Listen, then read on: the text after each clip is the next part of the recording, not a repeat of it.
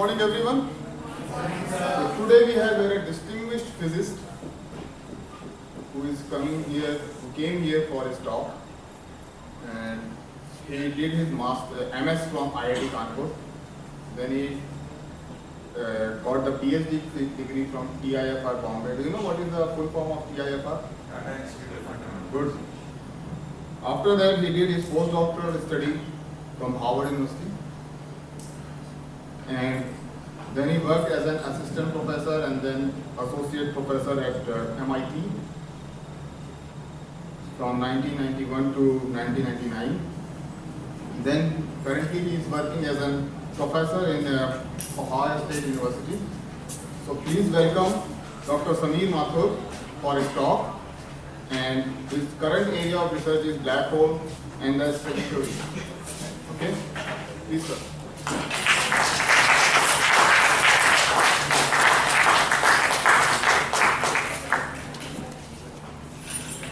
Thank you very much for the introduction, and thank you to all of you to be able to come here on a Saturday. So you are awake at a nice time on the weekend, so I'm glad you are here. Can you hear my voice from there? Yes. So I work in physics. I spent my whole life doing physics, and so I just thought I will tell you what has been happening in physics in the past and what are all the things that we would like to do, but the questions to which we don't know the answers. So in the end, I want to tell you all the things to which we don't know the answers. So I was just wondering what kind of physics background you already have, and I was told you have all passed your class 12, so you're already very good in physics. Is that true? No? But you all passed class 12 and you had physics for a course. Right? So we will only use the kind of physics that you knew up to class 12, and then we will slowly try to build up and learn all the pieces of physics that have been developed up to now, and we will also talk about the things which we don't know at this time. So what I have done is I have taken the talk and divided that into lots of different sections, and you can now see all the things I am going to tell you about. It's making a kind of funny sound. Is it bothering you? I can move it a little further down. Should I do that? So I'll begin by reminding you of the kind of physics that Newton talked about, and I'm hoping this is what you have learned in your class 12, and this will be very familiar. Okay? Then I will tell you about electromagnetic waves, which I think you will also have heard of. Then I will talk about special relativity, which you must have heard about, but you might be a little bit, may not be very certain about what it is or what it does. By the way, do they teach you that in the school? Okay. So what I'll do is in each of these topics, each topic is quite small, about 5 slides, and we'll have a summary at the end of it, and you can ask me questions during the slides also, and after that section. So it should be more like a discussion. So we'll do that for special relativity. Then quantum mechanics, again you have heard the word, but maybe you have only learned a little bit in your school. Did they teach you anything at all about quantum mechanics? Little bit they mentioned it. Okay, so you know what quantum mechanics is. So I'll try to tell you what is quantum mechanics, why we need it. Then general relativity, you must have heard the name, that's what Einstein is famous for, so we'll talk about that. So you can see we are getting into all the basic pillars of physics that people have developed all through these years. Then I'll tell you something you may not actually have heard about. It's called quantum field theory. If you want to do a PhD in physics, you have to take a course in what is called quantum field theory. So it's something you may not have heard about, looks a little crazy, a little abstruse, but it's very important. Then you all heard the name of Stephen Hawking, a famous scientist. So everybody knows his name, but not everybody knows why he is famous. So I'll tell you what is the puzzle that he raised. He raised an important puzzle in 1975, and people couldn't solve it till recently. Okay? So I will tell you what is that puzzle, and just the kind of things you already know about basic physics, you should be able to understand the puzzle. Then I'll tell you the solution to that puzzle also. That has come recently from work that we have been doing at Ohio State University using string theory. So you will be able to understand the solution also. Then I'll tell you about cosmology. You've all heard about the universe and astrophysics, and we'll just tell you in cosmology most of the questions are actually open. We don't understand anything. And so you'll understand all the big things that we don't understand. And then I'll give you a summary. At that time I'll tell you a little bit about string theory, because that's the area of my research. So you can see I have a picture on this side, which you probably don't know what it means. This is my expectation of how awake you will be at different points in it. So I'm assuming you will start off fully awake because you had breakfast. If you can survive all the way down to here, you will know everything there is to know about it. Okay, so please try. Okay? And the way to stay awake is to ask questions. And if you ask a question or somebody else asks a question for you, it will keep you awake. And if you reach to the end, you will know everything there is to know about physics, so there is some motivation to stay. So we'll begin by Newton's world. This is a kind of physics you are, of course, familiar with from what you did in your class 12. And if you go back even much older than that to around the beginning of the turn of the time when Christ was there, or even before in the Greek times in BC years, then all these old people, they observed that the world was very puzzling. If you roll a ball on the ground, it will roll for a while and then it will stop. But then when they looked, so they thought maybe everything should basically stop. But if you look up in the sky, you will see planets and moons and so on, or just asteroids, and they are moving and they just keep going. So they got very confused. Are things supposed to stop or are they supposed to keep going? And in the end, they could have got no good answer to this question. So what they said was, this is really a quotation all the way back from what people in the Greek times said. And this is from things like what Plato said. A ball stops because nature is to stop. And an asteroid keeps going because nature is to keep going. Okay, so you can just say that, but it's a fairly silly statement. It doesn't tell you anything. If something stops, you will say its nature is to stop. If something keeps going, you say nature is to keep going. In fact, they even said a bird flies because it belongs to the sky, and a stone falls because it belongs to the ground. Okay. So actually the old Indians couldn't do any better. This is what the stage of ancient Indian philosophy also was, and the Greeks actually probably stole it from there. But what else can you do? Everything behaves differently. Some things keep going, some things stop, some things go up, some things go down. You can't make any sense of anything. So they didn't really have any good theory. And looking at that, we can then appreciate why Newton's work was so important. Newton verified all these things saying, look, everything is really the same. Everything basically keeps moving with constant velocity if you leave it to itself and don't bother it. So in the case of a man throwing a ball, if nothing was bothering the ball would also keep going, just like the asteroid would have kept going.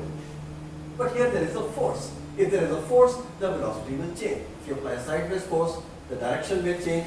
If you apply backward force, it will just slow down. So you guys all know that. So normally by itself, everything keeps going.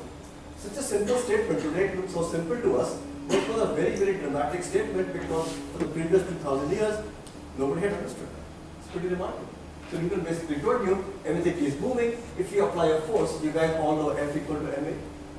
Then the velocity changes, and then everything will move, otherwise it keeps going. And this was a great thing because once people knew how to use F equals ma, that is when all the real physics started and just kept going for 2 centuries. You can use it to make all kinds of machinery, you can use it for all kinds of building bridges, you can use it to understand what's happening in the sky. And so this was a summary of how Newton thought. You take any body, very complicated set of machinery, it is all made of particles. Okay, it's anything made of tiny particles. Okay, so how does the particle move? If you know how all the particles move, you know how the whole machine moves. Okay, how does the particle move? If you do nothing to it, it will just keep going. And if you apply a force, it will change. F equal to ma. You can solve anything in the world using that. Okay, so that's a big achievement, and everybody was very happy. And it seemed there was nothing more to do in the world, except they were wrong. Every time physics people thought everything was done, there was nothing more to do, okay, something went wrong. Okay, so here is what went wrong. So we have just seen that Newton's laws accounted for almost everything, but actually there is one exception. And that exception you can see by doing a small experiment in your room, and the experiment is as following. Suppose you want to convince somebody that there is something in the world which is not accounted for by all of Newton's physics. Let us see how we would prove that. So you take a light switch and you take a radio, and you know if you click the switch off and on, then the radio makes a clicking sound. Have you guys all known this? Right. So if you switch it on, so what causes the click? So suppose somebody did not know anything about anything, then he would say, okay, I just click this thing and I find the radio is clicking over there. What happened? So if you was coming from the knowledge of Newton's world, you would think maybe some particles came from here, they went in a straight line and they hit the radio. Okay, natural way to think. Okay, if that was correct, then you could try to block the path of the particles by putting a little metal plate. So you do that. And then you flick the switch and the radio will still be. Okay, so how do you explain to somebody who thought he knew everything from Newton's laws? Then maybe a person will say the metal does not stop the particles, or maybe your metal plate was too thin. Okay, you could say that. So what you do is, you take the radio and you put it in a metal box. You have this metal table, right? You open the drawer, you put it in and you close the drawer. And now you will find the radio does not click. It's completely enclosed, you call it shielding. Now it doesn't click. So the metal was thick enough to stop it. So what is the conclusion? The conclusion is whatever goes from here to here to make the radio click can actually go in crazy paths. It does not go in a straight line. So whatever it is not following Newton's law. Very simple experiment, and we have already gone outside the world of Newton. So what goes in crazy directions?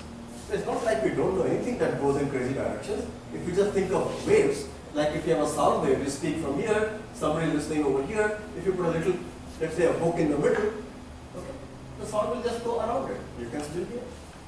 Okay, so not a big deal. You will say there are waves. Okay, so you say that what goes from the radio, from the switch to the radio must be a wave. But let's think what is a wave. If you think of a sound wave, here's a speaker, it emits a sound wave, and here somebody hears it. Do you guys know what a sound wave is made of? You learned this in school. You have all these air molecules, and they first get compressed, then they relax, then they get compressed, then they relax. That's the wave. If there was no air in the room, would there be any sound? No sound. Sometimes you see these science fiction movies, these guys are all in outer space, and they shoot guns, and they make big sound. That's all nonsense, right? You can't hear anything in outer space. You need the sound. If there's water in a tank, you can make water waves. If you take out the water, will there be any waves? No waves. Okay, so let's try the same thing. You take the room, your switch, your radio, you put in a room, and you pump out all the air. Assume you have a great pump, you pump out everything that you could find. Make it complete vacuum.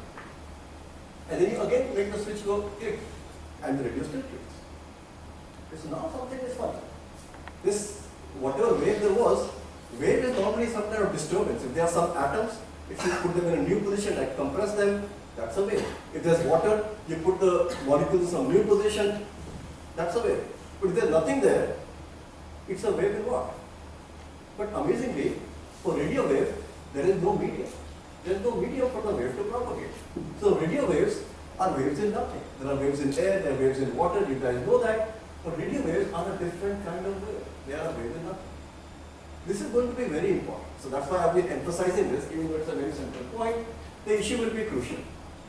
It's going to be important for relativity and important for quantum mechanics. These are two of the big parts of physics, right?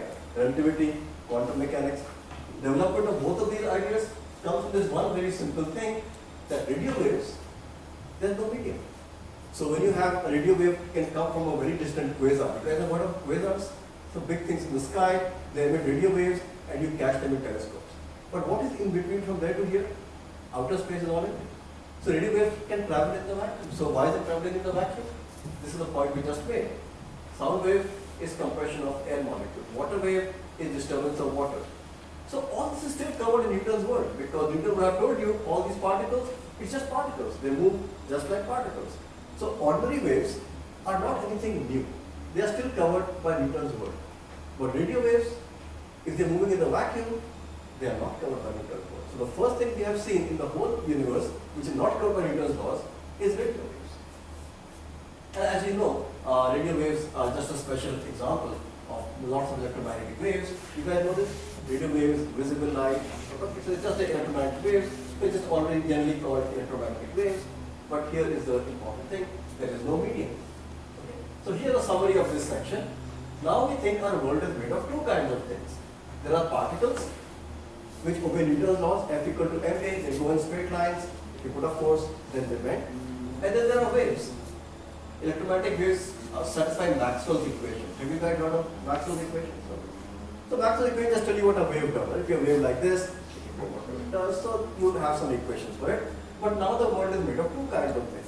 Everything else was covered by particles. Even the waves in air was basically particles moving around. And now you have the radio waves. They move like waves, but they're not made of any particles. Amazing. It's a little sad, because if everything is in one thing, it was all unified. And now there are two kinds of things, it's not unified. This is Maxwell. Okay, so now we are done with part 2. We have seen Newton's laws, we have seen electromagnetic waves. Are there any questions about this? So far you guys are still happy and awake. Now let us see what is special in it. From what we have just learned about electromagnetic waves, okay, it was a little boring to keep talking about the fact there is no medium, but the reason I was going on talking about it is that it is actually very important. See, if they don't have any medium, there is going to be a dramatic consequence. And what is the consequence? Suppose you think first of water waves. Those are ordinary waves, covered by Newton's laws, nothing deep about that. So you go to a pond, you drop a stone, and these ripples are going out like this. You stand here and you ask, what is the speed of the wave? How fast are the ripples going up? You cannot guess, you must have done this before. They move at about 1 meter per second. Anyway, I just chose 1 meter per second as a good round number. 1 meter per second is like this kind of speed, and the ripples go at that speed. Okay, so here the guy is sitting here, he's saying going 1 meter per second this way, that way, that way. But now suppose you start walking like this at 1 meter per second along with the ripple. Then what will you see at the speed of the wave? Zero. So if you start walking with the ripple, it will look slower. If you walk exactly at 1 meter per second, the speed will actually look zero. So this, if you walk in the same direction, the speed will be less. If you walk at 1 meter per second, it will actually become zero. So what do we mean by saying the speed of the ripple is 1 meter per second? Well, the speed of is 1 meter per second in the frame where the water is at rest. There is the water. If you are not moving compared to the water, then the ripples go at 1 meter per second this way, 1 meter per second that way. If I am moving compared to the water, then the ripple going this way, their speed becomes slower, and the ripple going the other way, their speed becomes more. Okay, this is all. And now comes the funny thing. What happens if there was no medium? If you had a wave, but there was no medium. See, here you had the speed was 1 meter per second in the frame where the medium, the water, was at rest. In any other frame, the speed was different. But we just saw electromagnetic waves have no medium. The speed of light is this much. You guys know that, that's the speed of light. But light does not travel in any medium. So if you say this is the speed, this is the speed in which frame? But that was Einstein's puzzle. It's immediately very puzzling. And all the ingredients we need to come to this, we have already seen. You take your radio, you take your switch, you make a vacuum in the room, the wave still goes. So you already know it works without a medium. If it works without a medium, then this is the speed in which frame? You have a problem. So the answer is it must be the speed in all frames, because there is no medium, special frame. So you can do the experiment. You take, let's say, put 2 posts instead of little pulse of light. Like you take a flashlight, switch it on and off, little pulse of light goes like this. You can call it a photon or something. The light is going here, its speed from here to here you measure, it's this much. If you start walking in the same direction, what do you think the speed will be? Well, at first you will think it should look slower because you're walking along with the same direction. But when you actually measure it, what do you find? You find the speed is again the same value. This is the magical specialty. And why did it have to happen this way? This was checked by the Michelson-Morley experiment, a very famous experiment. Have you guys heard the name of Michelson-Morley experiment? They checked the fact that in all the frames, the speed was the same. So do you find it surprising? This light is going like this, its speed is this much, 3 times 10 to the 8 meters per second. If you start walking along with it and start looking at the same pulse, you thought it would go slow, but it's not slow. And why it had to be like this? It had to be like this because there's no medium, so this is the speed in all frames, there's no special frame. Okay, this was completely crazy. So how is this possible? Doesn't even make any sense. And so Einstein said something is wrong with the way you define velocity. Velocity is distance upon time. Something is wrong with the idea of distance, maybe something is wrong with the idea of time, but something has to be wrong. So that's the one. So how do you find out what's wrong? I mean, everybody is looking at the situation at that time, and people just get confused. It's very confusing. But whenever people were confused, Einstein came around and solved the problem in a way which became very clear. So if you read all the collected papers of Einstein, it's a very nice book called Collected Papers of Einstein, you soon start realizing how this guy used to think. He had a special way of thinking, which I have summarized here. So what he does is, first, he doesn't fight with the observation. Half the guys always fight with the guy doing the experiment. You must have done the experiment wrong. Okay. But he didn't fight with the guy. He just said, okay, I'll believe what he said. He accepts the fact. Then he makes a simple mathematical model. Which, all the experiments might be very complicated, but he makes a simple model. And then you solve the model fully all the way to the end, and you come to something. So I will show you how he used that logic in this particular case to develop the whole idea of speciality. So he applied this method to this observation. What's the observation? the speed of light is the same regardless of who is looking at it. Like we said, if you measure the speed, it's this much. If you're stationary, you see the speed, you keep walking, you find the same speed. So how did he do it? So he makes a little mathematical model. He says, let me make a clock in the following way. This thing is called a light clock. Have any of you heard this word light clock before? Just look at it, what a nice idea it is. You take a rod like this, and you put one mirror here and one mirror here. And you take a simple pulse of light, it's called a photon. Now what photon is okay to everybody? It's a piece of light. So it travels at the speed 3 times 10 to the 8 meters per second. You send it going up. What will happen when it reaches here? Bounce, reflect back, come down, reflect back, go up, like this. So keep going. So if you make this rod long enough, then you can just say it takes 1 second to go up. This is all imaginary, right? Nobody can really make a rod that long. 1 second to go up, 1 second to come down. 1 second to go up, 1 second to come down. Is it like a clock? Great, you made a clock. So the photon bounces one side to the other in 1 second. Okay. And now you want to see what happens if the guy is moving. So you take this clock and you put it in your little lab and you set the lab moving with velocity v. You can do that also. Okay. You have a clock, the clock is moving. What are we trying to see? Have you guys always heard about relativity, that if a clock is moving, it slows down? How many of you have heard that? Some of you have heard that Einstein actually showed that a moving clock slows down. How do you prove that? Proof is very simple. As I said, everything is actually proved here. What we are giving the explanation here will be complete. So this is what happens. If the clock is moving, it is first here, then it will come here, it will come here, then it will go here. See, it's keeping on going. You can take another copy of it, which is stationary lab. This guy will go 1 second, 1 second, 1 second, 1 second. That's clear. What about this guy? This time the photon will go this way, that way, this way, that way, right? Because the clock is moving. Is the path clear? It's going up, but also going forward, right? So it will go slanted, slanted, slanted, slanted. So which guy has a longer distance to go? This guy will only go this much. This guy has to go this much.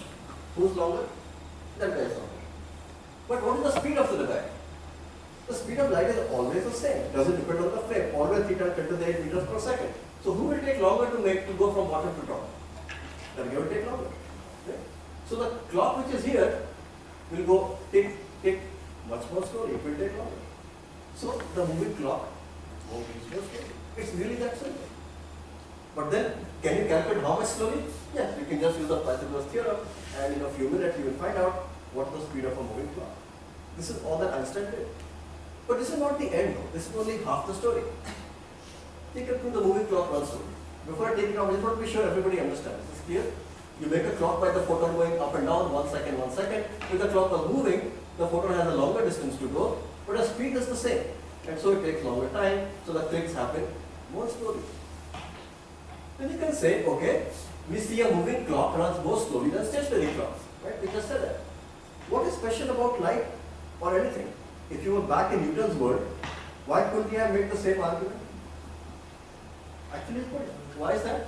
If you take this clock, it goes 1 second, 1 second, 1 second. That's ordinary ball, Newton's physics. This ball, it already has a vertical velocity same as this velocity. If you set it moving, it also gets the horizontal velocity. It has a vertical velocity, same as this. Set it moving, it also has a horizontal velocity. How much is the total velocity? It's more. You have to add this square plus this square and take down the limit. You guys all know that? So this guy goes faster. Then it's okay, right? Because it's going faster, it also has longer to go, but it can still go 1 second, 1 second, 1 second, 1 second. So in Newton's time, nobody would have complained about this problem. The moving clock goes 1 second, 1 second, 1 second, 1 second, the ball just goes faster. The new thing is, light goes at the same speed regardless of what you do. And why does it do that? It does that because it has no medium. Amazing. Okay. So we have learned that this crazy clock made out of light goes more slowly. But why should we care? If you make a crazy clock, it behaves in a crazy way. Should we care? Okay. First you will think it doesn't care. But Einstein showed it matters. That's the crucial thing and the most important part of what Einstein did. So what you do is, you take this clock, we have put it in the lab, and in the lab we also put a person. So the person has a heart, and the heart is beating. Let's say that's also 1%. It's a fairly normal heartbeat, 60%, right? So each time the photon goes from here to here, heart beats once, photon comes down, heart beats once. So that is. Now you take the same guy, this whole lab with the photon, the clock, the guy, and you set it moving, and we'll give another copy, we'll give it straight. Okay, so what happens in this frame? 1 second, 1 second, 1 second, 1 second, heart beats 1, 2, 3, 4. Everything here. You know what happens? Well, this guy is like in a moving train or a moving aeroplane. He should feel nothing different. Physics should look the same. So when the clock goes up once, his heart should beat once. When the clock goes down, heart should beat once. Okay. Everything should be the same. But we have always seen this clock runs more slowly. If the clock runs more slowly, his heartbeat also runs more slowly. So we have proved if a person is actually in a moving train, his heart beats more slowly. Every biological process runs more slowly. Now this is really dramatic because the light particle, you say who cares? Nobody makes such a silly clock with the photon going up and down. But in one stroke, Einstein proved everything will slow down. So if one person's just, this is appearing. If you are limited, so if I can just say it in words, if I'm standing here and I'm growing older at a certain rate, if you actually go into a rocket ship and you travel somewhere far away and you come back, so this is where we had stopped, right? We just said person who is moving will get older slowly. So let us just summarize what we said about special relativity. We are done with this section. Einstein just said the idea of space and time all needs change. A moving clock will tick more slowly than a stationary clock. But other similar things happen. Once time goes crazy, distance also goes crazy. Why does distance go crazy? Because again the same kind of question like what you were just asking, how to define distance? So what you do is you can first define time by maybe using light clock. And the distance you say, well, if you want to measure the length of some rod, you send light from here to there and back and you see how long it takes. Maybe that will tell you the distance. So everything, but once the time notion is gone, the distance notion also changes. And all these funny things happen. If a stick like this is like 10 centimeters long, if you make it move, it actually becomes short. So if it's moving at, and the ratio is the same, square root of 1 minus b square by c square, if it's moving, it becomes short. And then as the velocity of the particle reaches speed of light, its energy becomes infinity. That is another part, like you can now see you can never go faster than the speed of light because it is 1 minus v square by c square, right? Once v becomes equal to c, everything becomes 0. So what happens if you speed up something, you think I'll push it, it will become faster. Push more, it will become faster. In Newton's world, there's no limit. You can make it as fast as you like. But nothing can go faster than the speed of light, that you guys have heard about. Right? So what happens? Why can't you, like if you're going like almost the speed of light, one day give it one more kick and it will go more than the speed of light. Why not? But what happens is, as it starts going closer and closer to the speed of light, it becomes more and more heavy. Its mass becomes very heavy. So you try to kick it, it will increase only a little bit. So if you had 0.99 c, you hit it very hard, it will go to 0.995 c.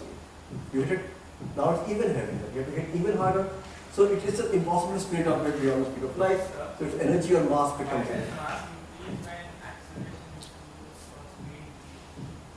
So the formula for the mass, we have not written down, but it has the same actual expression.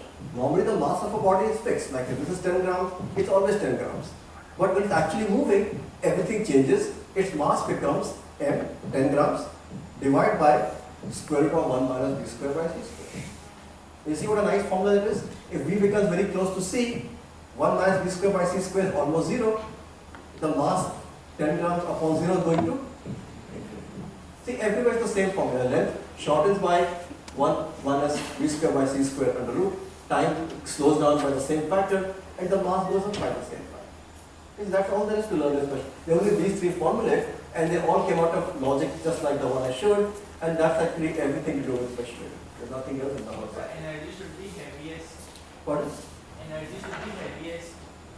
Energy should be heavy. And the light is we are receiving, it's also a form of energy. So Yes. it should be heavy. We should feel it. Yes, and actually you would. It's very interesting. If you take a box like this and you fill it up with just photons, light, okay, and one box is empty, and one box is full of light. Like you open it in this room and you close it. The box with light is heavier.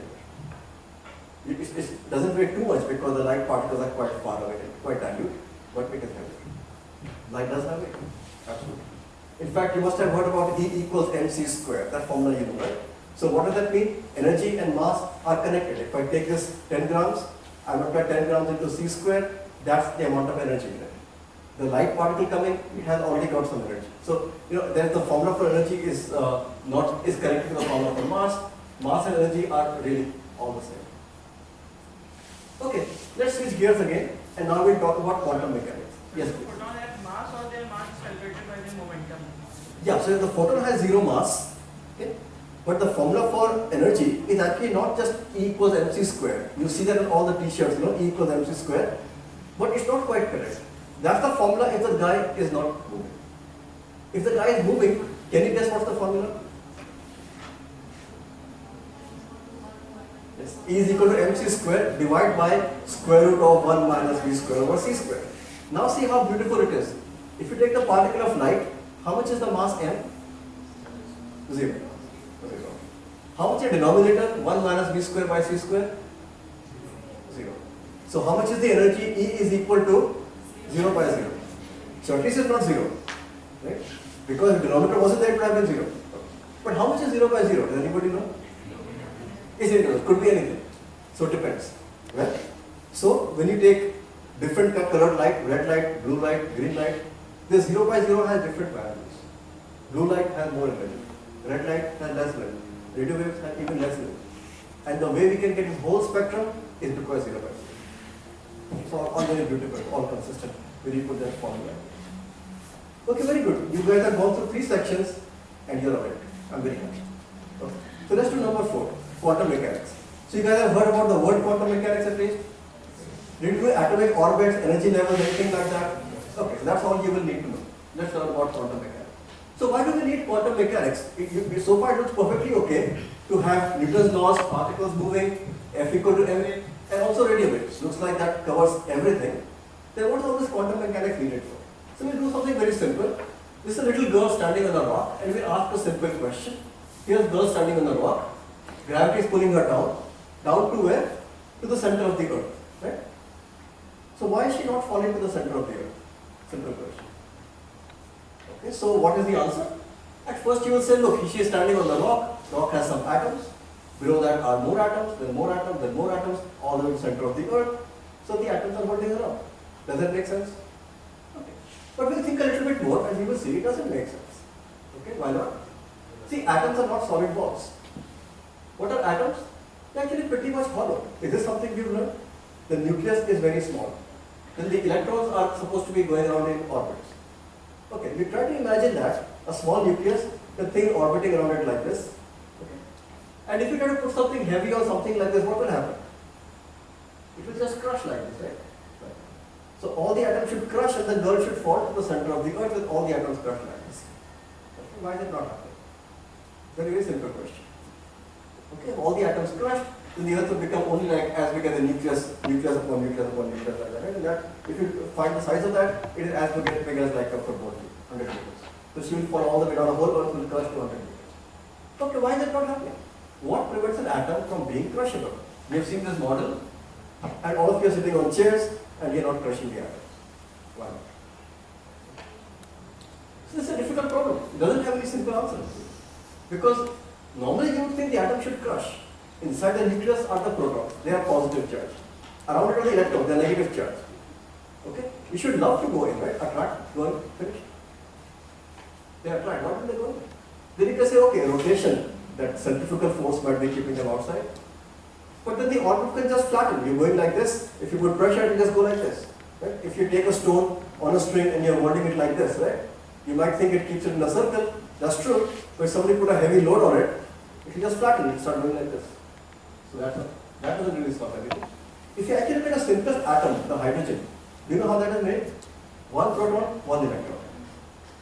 Do you know which orbit the electron is in? S. How much is the angular momentum in S orbit? 0. The guy is not even rotating. So why doesn't the hydrogen atom crush? Even the rotation argument is no good. Okay, so it's getting very crazy. Actually, the thing is even worse than that. If you have a rotating electron, then actually it turns out that guy will radiate energy and spiral into the nucleus. So you haven't learned that, so I'm not emphasizing it too much. But an atom just go like this in a spiral because it radiates some radio waves. So this is really crazy. Okay? We need something to keep the electron away from the center of the atom. It just wants to go in. Who is sending it out? The electromagnetic force is pulling it in. The rotation is not very useful. In the hydrogen atom, the guy is not even rotating. It has nothing to do with rotation. Something is sending the guy out, which is balancing the attraction of the nucleus. So what is the answer?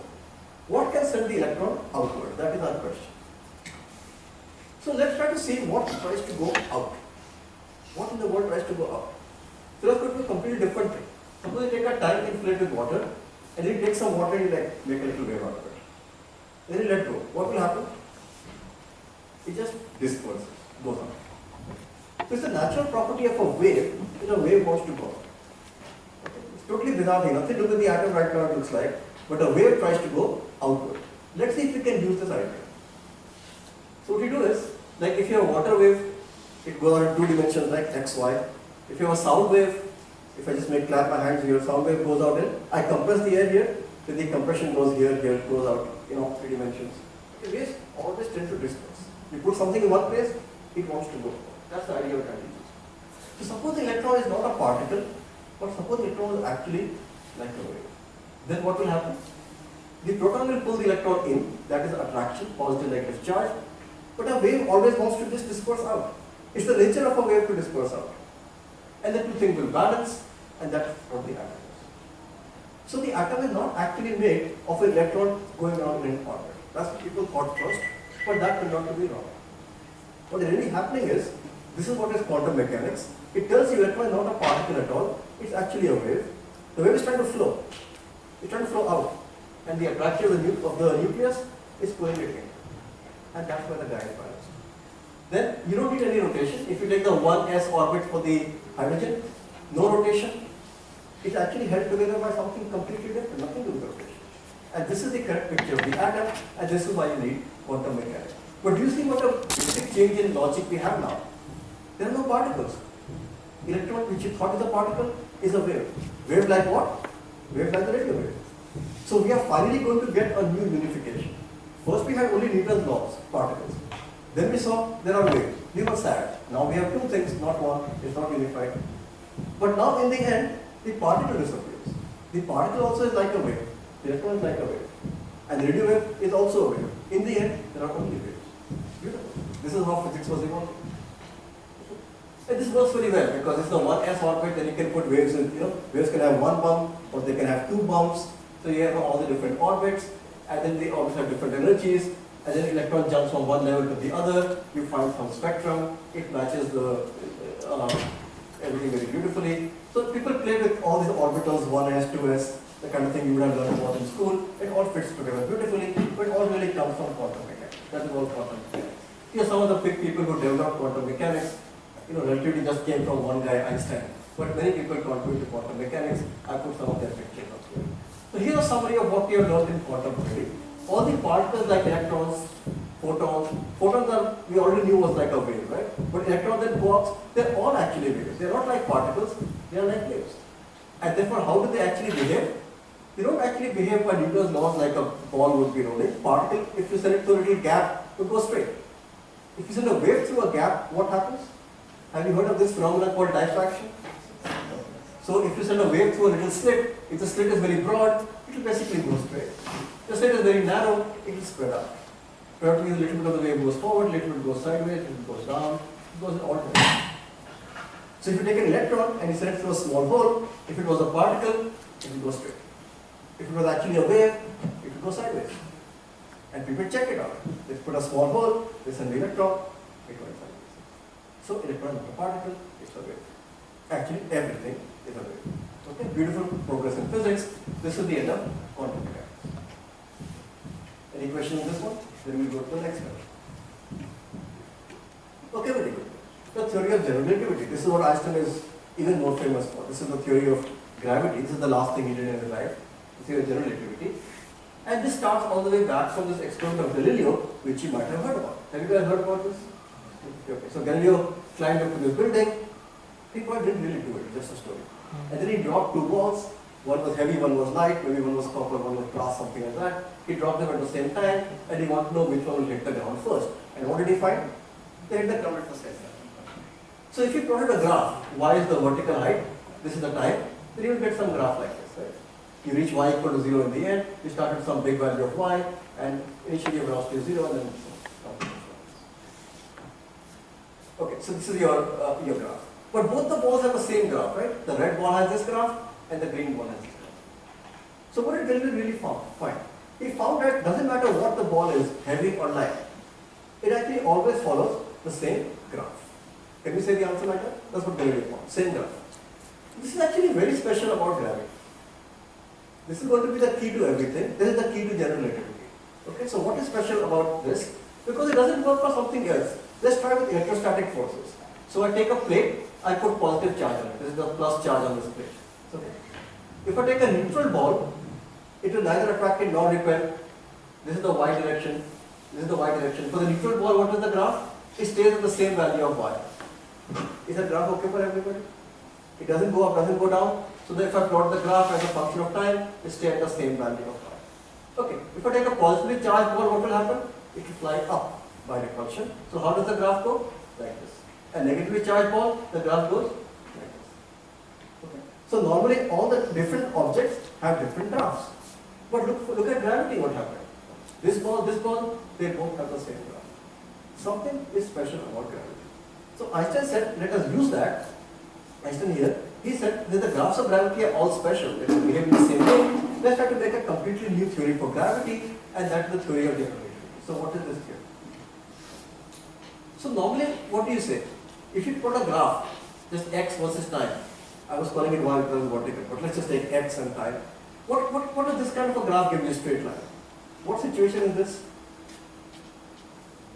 Some words describe a straight line. When do you get a straight line graph for x versus t? Yeah, zero acceleration, constant velocity, no force. Okay, no force, you get straight line. If there is force, then what will happen? What will the graph look like? Curve, like that.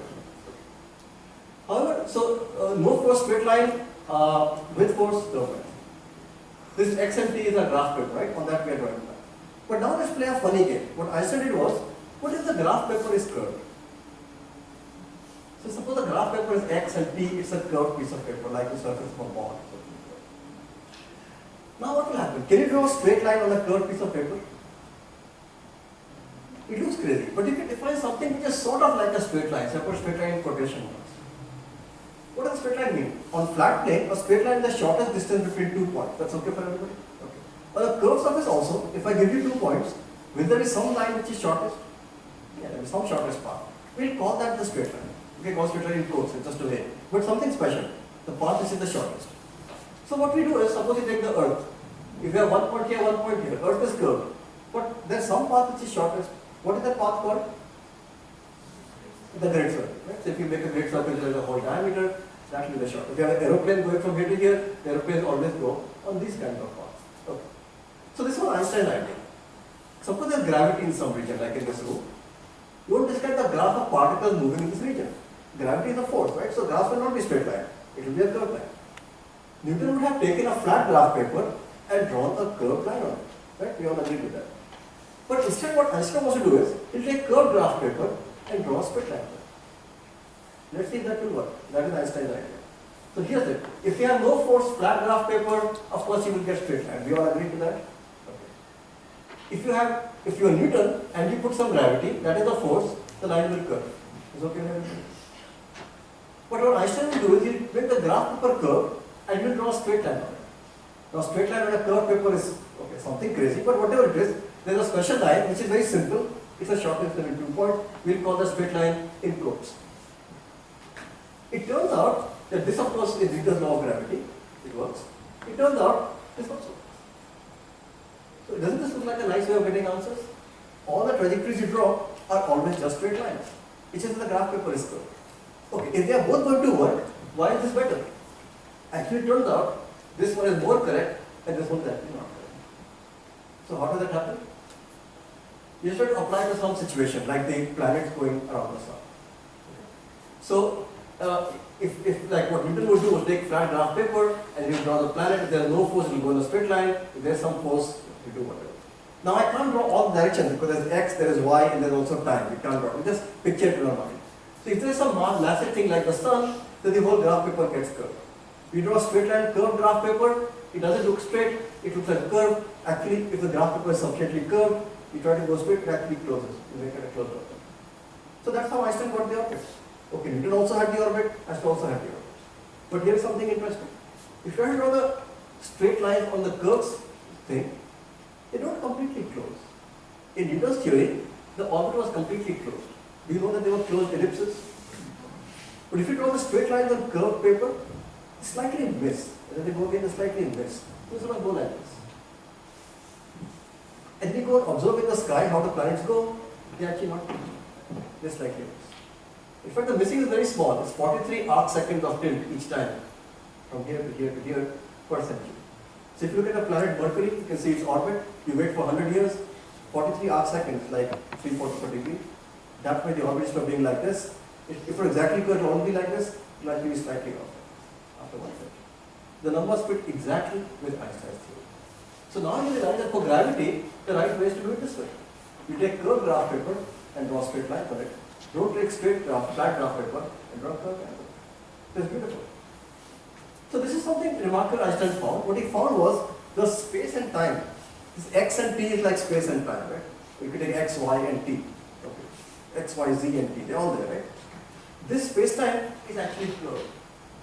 When you put some mass somewhere, heavy mass like sun, it makes the whole space and time region curved. X and t are not two axes of a flat graph paper. The whole space is not flat like this room. It's actually slightly bent. It's only very little bent, so you don't see it, but it's actually bent. But now once you know that space and time are bent, you can let your mind run crazy and have very interesting thoughts. This is flat graph paper, no force. If there was something like the sun, you can see the graph paper curves. We already said that. If you don't know how you go here, you draw straight lines. If you draw straight lines, they automatically be, path of shortness might be like this. That's the whole effect of gravity. All the effect of gravity is because the graph paper is curved, then you only try to do straight lines. But if you put more mass, you might actually make a hole in the graph. How about that? That's called a black hole. So new things are coming which Newton never could have thought of. You can make what's called a wormhole. Has anybody heard about a wormhole? Some people have. Wormhole means you have the graph paper here, you make a hole. You have a graph paper here, you make a hole. You join them by a tube. You can be going here, you find the wormhole, you come out somewhere else. If there's a wormhole between here and Delhi, you drop it to it, you come out in Delhi, you don't have to take it else. Nobody has found a wormhole, but you can imagine this. Once curved paper is allowed, all these are allowed. There's something called a baby universe. Has anybody heard about baby universe? So what happens is, you make this graph paper like this, you go here, you pinch off a piece, see there's no connection. If you make the graph paper, stretch, you can break it off. It's a different universe, there's no way to go from here to here. There could be people living in another universe. Or if you live here, we curve the space in between you, we stretch it out, and then we break it. Now half your friends are here, half the friends are here. Can they ever communicate? There's no communication. You never think about it. So you can, all these things are true. You can't get rid of any of them because once you start curving your space and time, all these things will happen. Have you heard about extra dimensions? What does that mean? We have x, y, z, t. We call them all space-time directions because space and time, we think about them at the same time. Can there be one more direction which we call numbers? Have you heard about extra directions before? No? But how do you know there are only x, y, and z? There could be x, y, z and new guide up. Right? Then we would see it, right? You can see x, you can see y, you can see z. Why don't we see w? Well, you may not see w because w direction might be like a circle. You go in w, and after you go 1 meter, you may come right back to where you were. Is that possible? Yeah. Suppose you take like a line. That looks like it's one direction, x. But if you look very closely, it might actually be a straw, like a drinking straw. From far away, it looks like a line. You go close by, you see it's a straw. Then how many dimensions is that? X, and then one more direction. What should we call it? Theta? So it might be 2 dimensional. If you don't look carefully, you'll never find out. So the other direction is very small, and like a circle, you'll never find out. But because things can be straight, they can be curved, we can do anything, you can imagine that. This will actually be very important for us. You'll have an extra direction like this, so normally you might think there's a direction like this, but it may actually be a small like a straw. Okay, because one of this also. Why is that important? Yes. You told about dimensions. How many dimensions are there in the universe? So if you believe in string theory, which I will talk about in the end, then the total number of dimensions is 10. So x, y, and z and t you can see, and there are 6 more, which all have to be like these small little things, which are too small to see. But if they're too small to see, what's the purpose? Well, here's the purpose. Suppose there's a straw like this. Yes.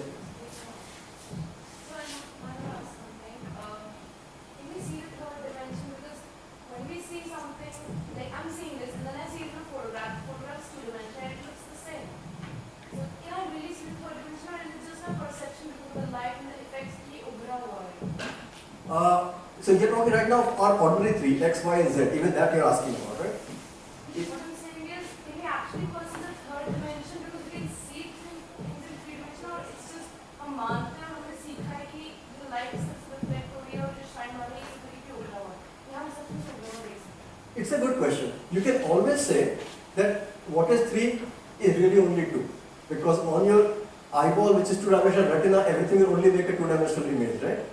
So everything you've always, anytime seen in your life, you can say it always showed up in 2 dimensions. I have never seen the third dimension. You can say that. देख सकते हैं सिर्फ समझते हैं third dimension को। Huh. But then what is the purpose of the third dimension? Why do we have it? And the purpose is that it helps to explain the mathematics better. Because suppose you take a ball and you throw it here, and it will hit the wall and it will come back in 2 seconds. Okay? So the third dimension was useful, right? It started from you, it came back to you. But it came back after 3 seconds. Then you will say, okay, what does that mean? Because the distance was 10 meters, it came back in 3 seconds. If I move the ball further out, it will come back in 5 seconds. But aren't the other dimension involved? Is it possible because if they were involved, you would perceive them before?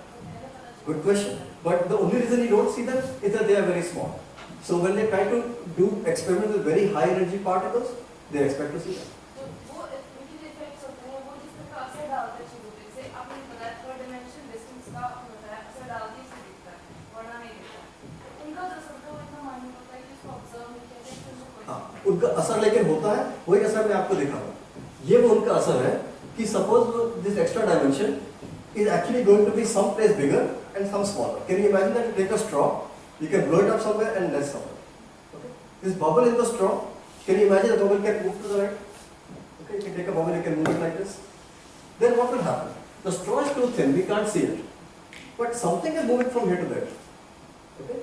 And people think that that kind of little distort, the bubble in the extra dimension which is moving, is the particle. That's the electron. Because otherwise people don't know what is the particle. You have space x, y, z, but what is an electron?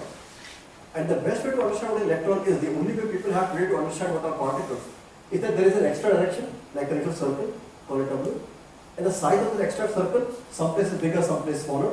Wherever it is bigger, that's what the bigness is the electron, and then as the bubble moves, that's the electron. Does it look like a nice idea? So then particles are automatically included. So in a way, you're only seeing the effect of that direction. The fact, if they didn't have that extra direction, you cannot make it bigger, smaller, then you cannot have any particles. And then you will say, what is a particle? You need some fundamental idea what is a particle. But here, once you know that space can bend, then why can't you take this extra dimension and bend it to be big and small? And I automatically got the idea of what a particle is. So all the big ideas like particles, space, time, everything is getting unified into one. Okay, so that is basically all we have to say about general relativity. If you have some mass, it's like the sun, it curves the space, and the particles, the motion of the earth is very simple, it just takes the shortest path. But because the whole space is curved, the shortest path is not straight line, it becomes an orbit. And once you curve it too much, you can make a hole in it, you can make a wormhole in it. There are a lot of new things emerge, which are not possible to do in physics. A lot of those people are just exploring. They've only seen black holes in the sky. But wormholes nobody has seen. And the particles you see around us, we are thinking that they should be like this. They're trying to explore that in these big reactors. Have you heard about a reactor at CERN? Anyone? So they are trying to explore whether particles are really like this. So far they have not succeeded, but they are looking exactly for this. Yes, please. How did they see the black holes? So the way you see a black hole is that because there's a hole in space-time, nothing can come out. So the only way you see a black hole is that no light is coming from it. Okay? If no light is coming, how do you see it? What you see is there will be some kind of maybe a planet which is orbiting round and round, but there is no star it is orbiting. Like the Earth is orbiting the sun, you can see the sun. But if a planet is orbiting something, but there is nothing there to see, that's what is a black hole. So that's how you detect the black hole. You see things going around, but there is nothing there. Okay, this was a summary of relativity. Yes, please. Is there anything called parallel universe? Because if you're talking Called what again? is there anything named parallel universe? Parallel universe. The Yes. 10th dimension is related to parallel universe. Okay, not the 10th dimension. There are two different uses of the word parallel universe. One is like this thing. Like you can break the universe into two pieces. This is one universe, this is another, but you can never go from here to here. The other thing happens in quantum mechanics. Because in quantum mechanics you have a wave like this, right?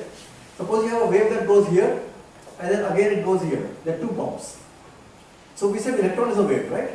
So this is the electron, it's like a wave. But suppose the wave went like this, and then quiet for a little while, and then another bomb. Wave can have any shape, right? Now you have a good question. Is the electron here or is the electron here? What's the answer? And the answer is 50-50, maybe 50%. And now everything starts becoming very funny. The electron only has 50% probability to be here, 50% probability to be there. Have you heard about these things, crazy things about quantum mechanics? Yeah, Schrödinger's cat and all these things. But now you can see it all, obviously all these problems are going to come. Because the electron is a wave, you can make the wave of any shape. This is the simplest shape. But you can make it like this. You can make it have three pieces. You can make one piece here, one piece very far away, another bomb. All these crazy things are possible. Then you ask, where is the electron, what will it do? And that's the whole story of quantum mechanics. And you can ask about it. Yes. So you said that if we take a mass m around it the space-time curves. Yes. So around us also the space-time curve. Yes, little bit around you also it is correct. Very little, but it is correct. So, yes, so like if you keep any mass, the space-time is curved. If I am standing here, if I wasn't here, suppose the space-time went like this. If I stand here, space-time will actually become. Yes. Making of wormholes is really possible. Pardon? The making of wormholes is really possible. Nobody has succeeded. Nobody has succeeded, but of course very difficult to make these things. What you can hope for is that you observe it in the sky, but nobody has observed it. But they keep talking about it because theoretically it's possible. So nobody has seen it. Well, teleportation actually comes with 2 or 3 different meanings. One of them is the wormhole, but the other is something called quantum teleportation, and that is different. This is gravity teleportation, and then something called quantum teleportation. Normally when you hear the word teleportation, it really means quantum teleportation, which is different, which I can explain to you some other time. That's talked about by computer science people. But this wormhole, this teleportation is also used by people doing general relativity. Okay, very good. So we are done with general relativity, and now we'll go to something which you probably have not heard about, quantum field theory. But it's very important because this is the first thing you would learn about if you start doing a PhD in physics. It is a little beyond what you heard about in school, but you would hear about it later. But the idea is very simple. So we have seen that particle, electrons, photons, quarks are all waves, right? We already said that so many times. So consider a photon. Okay. So photon is a wave. What happens to a wave? If it starts off like this, after some time it becomes like this, then like this. We can solve the equation of a wave. What equation describes the motion? If you have heard about it, it's called the Schrödinger equation. You guys may have heard the word Schrödinger, because Schrödinger cat comes from there. But he's the guy who basically made the equation. So a wave is there, it just keeps changing shape. But there's something else which is interesting. Think about a photon. Where does the photon come from? The photon comes when you have this light bulb. In the light bulb is an atom. Atom was in some excited state. It jumps to lower state, and the photon is emitted. You guys know that? So before that, where was the photon? So there was an electron in this big orbit. Then electron moved to a smaller orbit. So electron just changed from one orbit to the other. Electron did not disappear. But the photon was created. So if photon is a wave, before that, where was the wave? There was no wave. You created the wave. Okay. After the photon comes and suppose it hits the wall, it's gone, right? The photon is not keeping on accumulating in this room. Otherwise the room would keep getting brighter and brighter, right? They keep it on coming out to the light. But after they hit the wall, they are gone. Where have they gone? There's an atom in the wall. The atom was in the low state. It absorbed the photon. It went to the bigger orbit. Exactly the reverse of the same process. See, it's in the lower orbit E1. It absorbs the photon. It goes to the higher orbit. This thing you have learned about in school. So photons can be created and they can be destroyed. So ordinary quantum mechanics did not have this thing in it. Once there was a wave, they said everything is a wave. It just evolves like a wave. But the wave can come from nowhere and also go into nowhere. When you add that idea to quantum mechanics, it's called quantum field theory. Okay, very simple. You can see you need it because you can see the light is doing that. Okay. But it has a very interesting effect. This is what we said. The electron is coming, people just draw lines like this. It's called Feynman diagram, if you heard this word. The electron was there in the lower energy state. It then goes off in the higher energy state. It emits a photon. And the photon came, the electron was in the lower energy state. It absorbs the photon and goes to higher energy state. I'm just drawing pictures to show it very roughly. Is it okay? You can draw a schematic picture. But why don't we put these two things together? There's one electron here, one electron here. This guy goes, it emits a photon. This guy comes, it absorbs the photon. Okay, the whole process makes sense? Okay. It turns out, this process is the source of the electromagnetic force between two electrons. If you electron here, You know they repel. Why do they do that? This guy actually shoots out a photon and that guy picks it up. So now even this idea of force, which you all learned about in school, there is a force, they just told you the value. But if you ask, where does it come from? Now you can see where it comes from. You calculate this effect, it has exactly the right value to give you the electromagnetic force. So this is very interesting. Now tell me what force is. Every force is created not by magic from here to here. It's created because something actually leaves here and reaches there. Okay? How many forces are there in the world? Does anybody know a list of all the fundamental forces? Pardon? Speak louder. Strong, yes, strong force, weak force, electromagnetic, and gravity. Okay, you guys are experts. So it's here. There are 4 fundamental forces: electromagnetic, strong, weak, and gravity. But sometimes people ask, maybe there is a 5th force. It is so weak, we have not yet found it. But people say that often. But there can't be. Why can't there be? Because every force actually arises in the same way. Inside the nucleus, strong force, you know, in the proton there is a quark. Have you heard of quarks? Yes. So one quark emits a particle. This time not called a photon, it's called a gluon. The other quark picks it up. And that's the origin of the strong force. So because there is a particle called the gluon, you have the strong force. Because you have a particle called the photon, you have the electromagnetic force. Because you have a particle called a W boson, you have the weak force. And because you have a particle called a graviton, you have gravity. If there had to be a 5th force, you have to find a new particle. Every force comes from particles. It's a beautiful unification because so far particles were particles, force was force. Right? No connection particle to force. But now we see they are connected. Because there is one electron here, one electron here. The only reason there is any force is because a particle, photon, goes from here all the way to there. You want to find a 5th kind of force, find a new particle. If you haven't found a new particle, no new force. It's very simple. We learn what forces are. Okay, it's really that simple. Summary of quantum field theory. In quantum mechanics, each particle is covered by a wave, it just keeps going like this. But the wave can break into 2 waves. Right? Electron wave can become electron plus photon. We've seen that can happen, and then it gives you all these interesting kind of processes. But the fact that waves can be created out of nowhere, that's the new thing, makes it called quantum field theory. Okay, we are almost at the end. This is the point where I expect you to be asleep, but I can see most of you are awake. There's a question. If you take the case of the light, you can say that the photon is going from there to here. You take 2 electrons here. What do you say? The photon is going from here to here in Silbury, photon is going from here to here in Silbury. Both are happening at the same time. Both are happening at the same time. Photons are going from here to there to here. Okay? You have to add all the possibilities, and then you get the total force. That's how you get it. Okay. Adding. You have to add the effects of everything which is possible. A photon can go from here to there, or can go from there to here. One photon can go from here to here, another photon can also go from here to here. 2 photons can go from here to here. You have to add all the possibilities to find the total force. It's a very complicated calculation. This is the kind of calculation most people doing PhD in physics, in theoretical physics will be doing all the time. Using that, it is possible to differentiate between repulsion and Yes. particles. It is not obvious at all that you can get attraction because what you are thinking is if something goes from here and hits there, it is not really repelled. Right? But the point is, this is all quantum mechanics. In quantum mechanics, it's not really a particle, it's a wave. The photon is a wave. A particle is just a particle. You can have a particle or not have a particle. You can't have -1 particles. But a wave is different. You can have a wave which is positive, you can have a wave which is negative. You know, a wave can cancel another wave, right? A crest can cancel a trough, right? So when you attribute properly with waves, you can have plus signs, you can have minus signs. Then you get properly attraction and you get repulsion. That's a very good question because not obvious. When you get attraction, when you get repulsion, you go to the waves. Okay, so this is my last part. It's to tell you about what is going on in cosmology. Now that we understand this whole black hole puzzle, people really believe string theory is sort of the correct theory. We have all these extra directions and that will give the particles. This kind of picture is generally being accepted more and more. But people have not yet seriously applied it to cosmology. So you'll see all the open questions. But if anybody starts doing physics now, then you should probably use string theory to try to answer these questions. Okay, so what do we know about cosmology? In early times, it appeared the stars were fixed in the sky and the planets went around. You know that, right? The stars look fixed and the planets, of course, they change their position in the cosmos.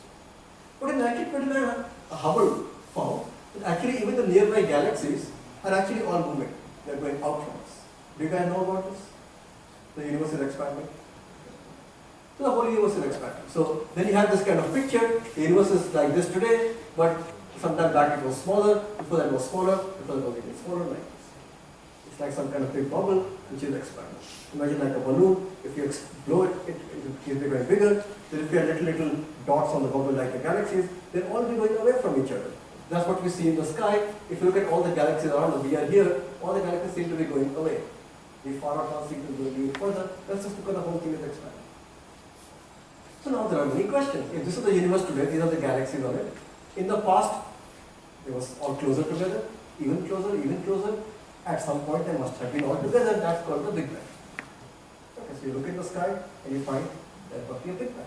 By seeing how fast they're going, you can follow it back and say how long back was the Big Bang, and you find the answer is about 10 billion years, 10 to the power 10 years. Okay, so now you can ask what happened in the Big Bang. Does it make sense to ask what was there before the Big Bang? The point is, we don't.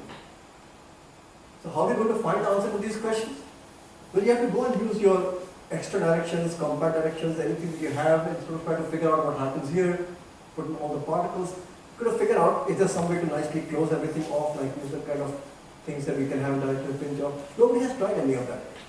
We're not trying that nowadays, but people don't know how to even make sense of these questions, so I'll just leave them here as questions. Question A. Second thing to ask is, why there's so much stuff in the universe? Like there's so much mass in our own Earth. Solar system has even more mass because sun is so heavy. The solar system is going around in the galaxy. The galaxy has 10 to the power 11 suns, like our sun. That's just one galaxy. Then we have a cluster of galaxies, out of which we are a member. That cluster has 10 galaxies. Then there are cluster after cluster after cluster. It fills the whole universe all the way to the edge, you can see. Why is there so much mass in the world? Okay. Why not just a few particles? It turns out for that actually there is an answer. It's called inflation, a theory of inflation made by Alan Guth in MIT in the early 80s. The universe then started small. It starts very small. And maybe one microscopic particle or something. But then it can just quickly grow to a large size. You see it growing very quickly to a large size, small here. It quickly becomes this big and then slowly grows bigger. So why does it quickly grow bigger? It's very interesting. See, normal matter has positive energy. Suppose you have mass m, you know E equals mg square. That's the energy in it. But gravity is very funny. Do you know the potential energy of gravity? There's one object here, one object here. It is minus g, first mass, second mass, upon the distance between them. This formula you know. But see, there's a minus sign. So the potential energy of gravity is negative. And now it is interesting. Suppose you have gravity. Of course, in the universe, everybody is attracting everybody, right? So there's a lot of negative gravitational PE. And there's positive energy from the mass of all the galaxies. Actually, turns out if you add all the positives, all the negatives, you get zero. The universe is actually total energy is zero. There is energy in all of us. We have mass, we put equal mg square, but we also are attracting each other. If you take everybody's attraction, between us it is not much. But this star with that star with that galaxy, everything. Total energy is negative from the gravitational potential energy, positive from what we have as is total energy. So this is very interesting. You can actually make stuff for free. Like here you start off with almost nothing, right here. And then if you create a lot of mass, but also all attracting each other obviously, and the attractive energy is cancelling the positive energy, it's all free. It's called the free lunch. It's called free lunch. So all the energy in the universe can basically be got on ground. This process will suddenly expand is called inflation. So at least we have one theory which explains something. While there's so much stuff, we don't know why exactly this much, but at least we can have all the stuff. It's very beautiful. It cancels. It's free. Okay, very interesting. But there are positives. So what happened was, if you take our star, the sun, it's orbiting around in the galaxy. This is the galaxy. The Milky Way is the galaxy, right? So you can find out how fast it should orbit around. How will you find that? You guys know how to do this calculation? If you go to velocity v, you get mv square over r, the centripetal acceleration. And you put equal to the gravitational attraction g m, m is the mass of the galaxy, g m over r square. You guys know how to do that? You can find the velocity at which it should go. You know the mass of the galaxy? What is the mass of the galaxy? You know the mass of the sun, and you know that 10 to the power 11 stars in the galaxy. Okay, so you know the mass of the galaxy. So you know everything. So you find the speed of stars which are very close by should be here. If the stars are far away, the speed should be low. In here, the speed should be very high. You can compute the speed. But then people went and measured the speed of these stars. And they found the speeds were given by the white graph, which is very off. So what are they finding? You do the whole calculation the way you learned in physics in high school. The galaxy is here, the sun is going in the galaxy, you put mv square over r equal to gmm over r square, you find the speed, and you find the actual speed is 10 times higher. I'm okay. It's for simple galaxy maybe 2-3 times, for bigger galaxy sometimes 10 times. If you go really far out, it's almost 20 times higher. This is what you expect, this is what you get. How can there be more speed? This is such a simple calculation, everyone can do this, right? Why is there more speed? If there's more speed, it means there must be more mass. Why can't we see it? Well, it is not in the star. If it was in the star, you can see it, right? It's going to flow. You can count the stars. That means there's a lot of mass, which is actually dark matter. Have any of you heard about dark matter? So we find that most of the mass in the universe is actually going to be dark. We can see that mass is there because we can see things are orbiting very fast. But you can count the stars, there are hardly any mass in the stars. Things should not be going that fast. There's a lot of mass there which is much more than all the stars you see in the sky. Much more mass is in this dark matter and you can't see it. And this is the visible matter. Only 4% is in the normal atom making up the stars. This dark matter is 22%. So much more. How much is that? 4, 5 is 20, or 5 times more? It's almost dark matter. So then you can ask, what is dark matter made of? Like the sun, you know what it's made of, right? Hydrogen atoms, helium atoms. You know that. But what is dark matter made of? And the answer is no. What's even worse is, we know it cannot be made out of any of the particles we know. It can't be made of electrons, protons, quarks, photons. All those have been checked out. None of them can actually have the right properties to be dark matter.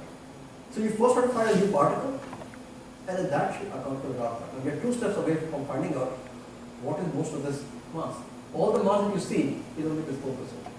All this stuff, we don't know what it is. So first you have to find a new particle, and that's the kind of thing they're trying very hard to do at this thing in CERN, in Geneva. They collide 2 particles hard and hope that with that much energy you create new particles. A whole shower of particles come out. But so far, they haven't found any particle which can play the role of dark matter. The moment they find that particle, it's very important. The guy who finds it certainly get the Nobel Prize. You'll find a new particle, you'll account for 5 times more matter than you ever even thought of. Yes, please. I guess they discovered a particle named God particle. Yes, that's different though. There's another particle they found. It's sometimes called the God particle. Its proper name is the Higgs particle. And the Higgs particle has a different job. Its job is to give us all mass. You know, the photon is massless.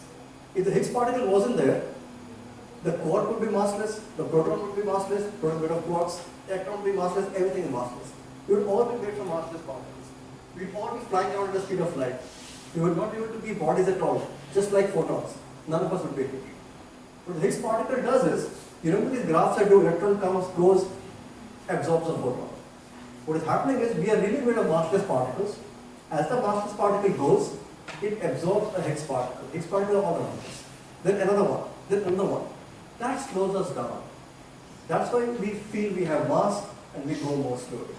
This quantum field thing I talked about, it has exactly the behavior which can tell you how a massless particle interacting with Higgs particles slows down and gets mass. That's why they were very desperately looking for that particle. If you don't find it, you can't explain where mass comes from. But that was that particle. It can't play the role of the dark matter because the Higgs particle decays in 10 to the power minus 15 seconds. This guy has been there since the beginning of the universe. You have to find a particle which doesn't decay. Never decays.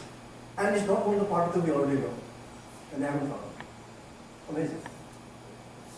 Okay, but that's not the only mystery. So one mystery is we don't know what dark matter is. The other mystery is this. We said the total mass of the universe must be 0. Because the minus gmm over r should cancel the E equal to mc square. But then if you do it carefully, the calculation you find, 4% is the atoms we see in the stars, 20% is dark matter, we don't know what it is. But another 74% is also missing. It is called dark energy. Has anybody heard of dark energy? Okay, one this. But what's dark energy? Take a box and you put some atoms in it, just some particles of dust. They just sit there, you don't know it. Suppose they were moving around like atoms in a gas. Then they hit the walls of the room. Do you know that's how you get pressure? Gas pressure is because things hit the walls of the room. But if you look at the way the universe is expanding, see, if there was some pressure in the universe goes like this. The small, bigger, bigger. You can see it growing up. But it turns out the universe is actually going in this way. It's like this and grows much faster. This is the graph, how this is time going upwards, this is the size. It grows much faster. If you see how it behaves, it seems to be having a pressure which actually has a negative value. If you do all the calculations relatively properly, you find that the universe must somehow have something in it that has negative pressure. Now we don't know almost anything which has negative pressure. If you have like gas in a box, it will hit the wall, it will have positive pressure. Okay? What is this magical thing called negative pressure? It just has a name, dark energy, but whatever it is, it makes up 74% of everything. This is pretty amazing. All the physics you have seen around you till now only account for this 4%, which is the atoms. All the 92 atoms you know in the world are all this 4%. 22% mass of the universe is dark matter, you have no clue what it is. 74% is dark energy with negative pressure, you have even less idea what it is. Okay, so that's the end of what we were saying about cosmology. That's the summary of cosmology. The universe is expanding. I guess inflation at least tells you why there's so much mass. It explains some features. But there's ordinary matter, dark energy, we don't understand. So the origin of many of these things is totally unclear. We understand hardly anything about our universe. Okay, so if you're still awake till now, thank you very much. I'll just give you an overall summary in 2 slides and then I'll start. So we have just said that theoretical physics has many basic pillars: special relativity, quantum mechanics, general relativity, quantum field theory, and you heard a little bit about all of them. Okay, hopefully you understood a little bit about. This is all there is in physics, there's nothing else. Okay, we've covered everything. In basic physics, this is all there is. Then there are applications like condensed matter physics. Obviously, I'm not talking about those things. Basic physics, this is all there is. And now all these 4 things have been combined into one theory, and that is called string theory. So in string theory, instead of having particles, you really have strings, like something long, not like a point marker, like a long string. And now you can do interesting things. If the string has one shape, you can say it's an electron. A different shape, you can say it's a quark. A different shape, it's a photon. So you can verify many things, otherwise you have to have different kind of particles. You can take 2 strings, here's one string, another string, you can join them into another string. Or if they are closed loops, you can take one loop, another loop, you can join them into one loop. You see this? But that's the nice thing, because we saw that the basic physics comes because the electron absorbs the photon and continues. Right? So we wanted one particle, another particle, it joins up. See how natural this is. If you have 2 strings, when they touch, they can make a bigger loop. Or a bigger loop can cut and make 2 smaller loops. So all the interactions, how things break, how they join, they are all included. So string theory actually joins together everything you know. All the different kinds of particles are different shapes of the string. All the different ways of interacting are just the ways when things join and break. They're just the ways the string can join and break. Okay, so if you can find all the ways the strings behave, all the physics is over. And it seems to be working very well. That's what is called string theory. And string theory, you actually have to have these 10 dimensions. You get the extra directions. And as we showed you, just solve the black hole puzzle. If you didn't have extra direction, you just fall into the black hole. Or the extra direction, you just come right back. So it works like this. So string theory is a very nice theory. And if it is correct, it should solve everything. But people have not yet seriously applied to the problem of cosmology. And in cosmology, there are lots of open problems. And I just told you that. And so here are all questions of the cosmology. What happened to the Big Bang? What caused inflation? What is dark matter? What is dark energy? There's a great question which probably will take the next 25-30 years to solve. That's the thing.